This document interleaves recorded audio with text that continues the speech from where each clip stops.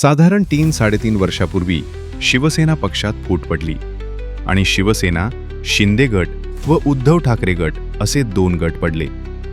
मूळ शिवसेना कोणाची, धनुष्यबाण चिन्ह कोणाचं, या मुद्द्यावर गेल्या बऱ्याच काळापासून सर्वोच्च न्यायालयामध्ये सुनावणी सुरू आहे. या खटल्याचा निकाल लवकरच लागले. उद्याच अंतिम निकाल येईल असं वाटत राहतं. मात्र सतत तारीख पे तारीख सुरू आहे.